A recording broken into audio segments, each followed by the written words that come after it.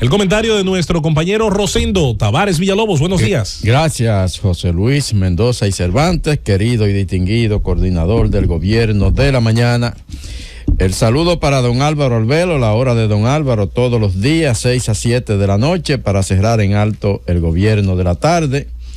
El saludo para todo el equipo del gobierno de la mañana. El saludo para todo el país de aquí y el país de allá. El país de allá, que como relataba José Luis temprano en su comentario inicial, vivió un momento histórico de mucha alegría anoche. El no hit, no run, juego perfecto de Domingo Germán. Humilde muchacho de San Pedro de Macorís, que anoche convirtió su brazo en un látigo y convirtió a los muchachos de Oakland en no tan atléticos. Los dejó sin nada. Nadie le pisó una base a Domingo Germán. La verdad es que fue una gran jornada, que solamente 4 Yankees la han logrado en toda la historia. Felicidades a Domingo Germán y por eso que los Yankees son los Yankees. Acompañamos allá a los dominicanos en Nueva York que gozaron en grande anoche esa jornada en el Yankee Stadium. ¿Cuántos juegos perfectos han ganado los Yankees? 4 lanzadores. ¿De cuánto? Don Larsen de 24. 4 de 24. Entonces, ¿qué porcentaje representa eso? No, es bastante alto, son 24 nada más. Por eso es que los Yankees son los Yankees. Es un 25% casi un 25%. Es impresionante, ¿verdad? Que sí. Gustavo Petro, el presidente de Colombia, no ha querido en ningún momento condenar ni calificar de agresión, no ha entrado en ningún tipo de planteamiento con respecto a la invasión de Rusia a Ucrania. Recientemente estuvo en España, pasado mes de mayo. Allí se le preguntó si él entendía que lo de Rusia a Ucrania era una invasión y cuál era su parecer con respecto a eso. Y él dijo que no, que ese planteamiento a él no le parecía bien, el de la invasión, sobre todo cuando era de otros países que en el pasado han invadido a otras naciones. Uh-huh. Entonces,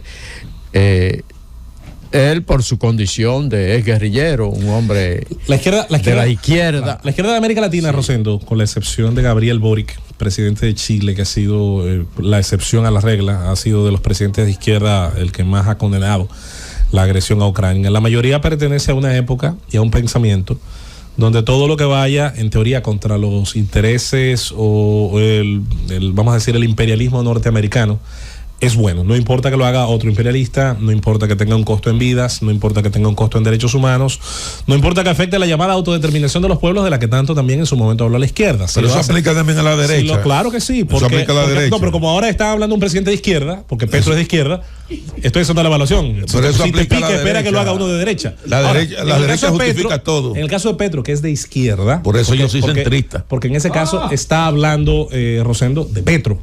Y estoy hablando de Petro. No puedo hablar de Duque, porque es de Petro que están hablando, Felipe. Sí. En ese sentido, con la excepción de Gabriel Boric, que es el único que la ha condenado, pues parecería que esta agresión, si la produce otra potencia, otro imperialismo, pues no es tan malo. Si el presidente hubiese sido Álvaro Uribe, ¿tú puedes estar seguro que estuviera en estos momentos apoyando la coalición? Petro es un hombre que viene de la guerra, un ex guerrillero colombiano.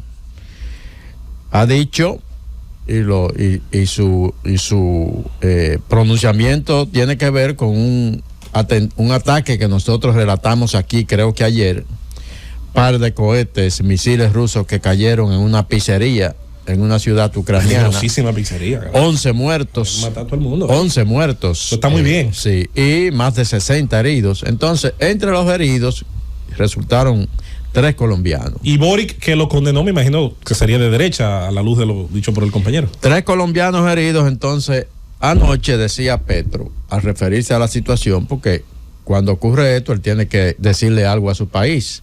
Y entonces él dice, Rusia violó el protocolo de la guerra. Sí, no avisó. Porque el protocolo de la guerra es no agredir a civiles. El tema es entre militares, entre los combatientes. No se debe agredir a civiles. Entonces él dice, Rusia violó el protocolo de la guerra y le pidió a su Ministerio de Relaciones Exteriores que emitiera una enérgica nota de protesta frente al gobierno ruso por lo que había ocurrido. Y así ocurrió. El Ministerio de Relaciones Exteriores de Colombia protestó, pero la embajada de Colombia le respondió directamente al presidente Petro. La embajada rusa en Colombia le contestó directamente al presidente Petro y le dijo: mire, nosotros lamentamos la situación, presidente, pero ese no es un lugar para ir a cenar allá en Ucrania. Así mismo, no se puede comer pizza en Ucrania. Ahí, ese no es un lugar para ir a cenar en Ucrania. Lógicamente, Colombia está indignada con esa respuesta de la embajada rusa en ese país. Pero eran médicos, por cierto, los ciudadanos colombianos, sí, la mayoría de ellos. La guerra continúa. Hoy está Ucrania dando un informe, el último, anuncia nuevos avances cerca de Bakhmut y otros territorios ocupados por Rusia en el sur del país. Dice la viceministra de Defensa que las fuerzas de Kiev están provocando bajas sustanciales al ejército invasor. Dice que le infligen graves pérdidas al enemigo. Ahí le digo yo a un vecino de Manuel Conde, que nos ha enviado un mensaje de que no ataquemos tanto a Rusia. Bueno, vecino, mire, no es a Rusia que estamos atacando. Aquí lo que estamos diciendo es lo que está pasando desde el principio de la invasión, paso por paso, para que la gente esté edificada. Me dejé a Francia. Ajá, eso es lo que hemos hecho. No, en Francia hay una protesta terrible. Francia se está quemando. Un policía ahí mató a un muchacho de 17 años y la protesta se han extendido y ya Macron anda prácticamente, no sabe qué hacer con la situación y ha dado incluso hasta declaraciones bastante fuertes con respecto a esa protesta. Pero en el caso de Colombia, como decíamos, ahí está esta respuesta de Rusia a la apreciación de Gustavo Petro al cohetazo ruso en una pizzería allá en Ucrania. Y cuando hablábamos de Rusia, ahí tenemos que referirnos a otro tema que tratamos en el día de ayer aquí.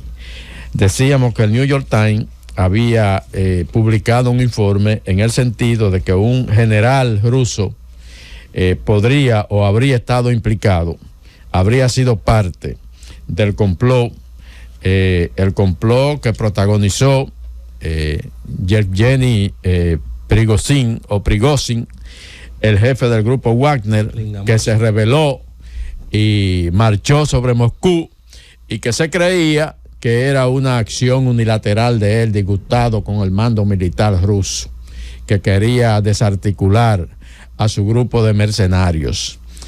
Pero resulta que no fue así.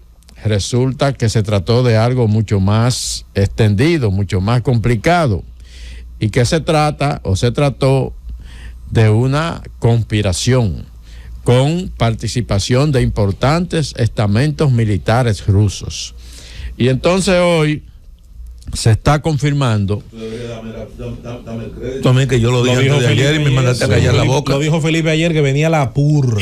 Y me mandaste a callar la boca en público. Después que te mandó a quedarte aquí. ¿Verdad? Pues me dijo, ven, quédate aquí. Felipe, me arrodillo ante ti.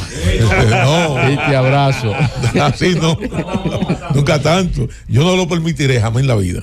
¿Cuál es el informe al día de hoy, a este momento? Bueno, pues que el general Surovikin, el carnicero de Siria. Sí. La cosa ya se pronuncian con el acento atrás. Surovikin. El general Almagedón, como le llaman sus compañeros de armas, el carnicero de Siria, de Alepo. Le dio durísimo. Como le dicen allá en Siria. Se encuentra preso.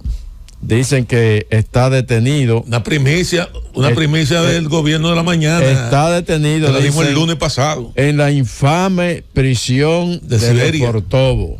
La prisión de Lefortovo, que es la cárcel en la que se encierra en Rusia a los que son considerados traidores a la patria, presos políticos y presuntos terroristas contra el Estado ruso. acusado de traidor. Dicen que no hay contacto con él ni de su familia ni de la prensa y que realmente está en marcha una purga a lo interno Falta de las el jefe Fuerzas de la Armadas inteligencia rusas, porque no se trata solamente de ese general, sino que también otros van a caer en las próximas horas, porque ahí lo que estaba ocurriendo era, por ejemplo, este general que hoy está detenido, aunque el gobierno ruso oficialmente no lo ha comunicado, pero se da como un hecho. Él fue el que recibió No, él fue el artífice de la articulación del grupo Wagner, sí, por orden de Putin.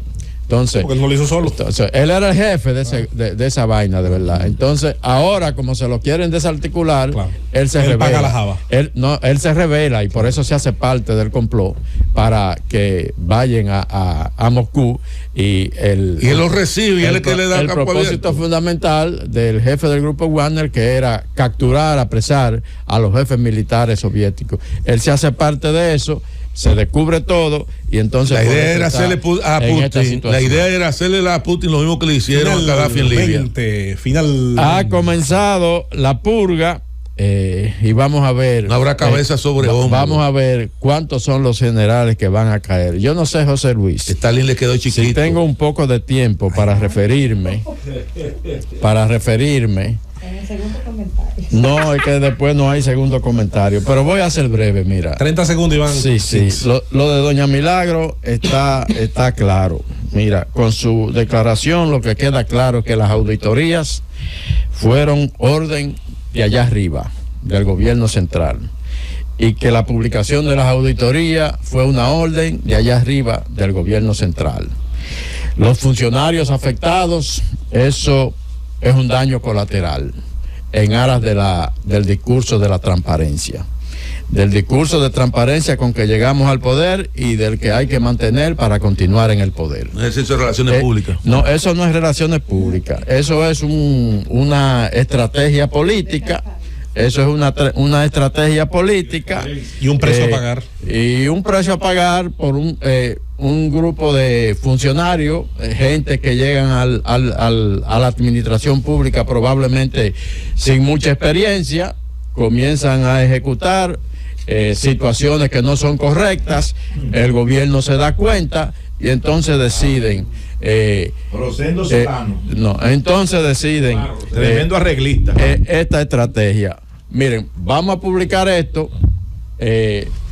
Algunos compañeros, como ya lo han dicho, que han sido un golpe bajo de su propio gobierno, algunos compañeros van a gritar, pero nosotros desde el punto de vista de nuestro compromiso, el que asumimos con el discurso de campaña para llegar al poder, quedamos bien, y entonces ahora con esto no nos van a poder atacar para el 24, porque somos nosotros los que estamos tomando la iniciativa. ¡Bárbaro, Rosendo! ¿Dónde se corrige la cosa? ¡Bárbaro! ¿Dónde le pasan la mano entonces? Miren, amén. ¿Dónde le pasaron la mano entonces? Miren, la cosa no fue tan grave. ¿Qué desayunaste, y Rosendo? son susanables. Ustedes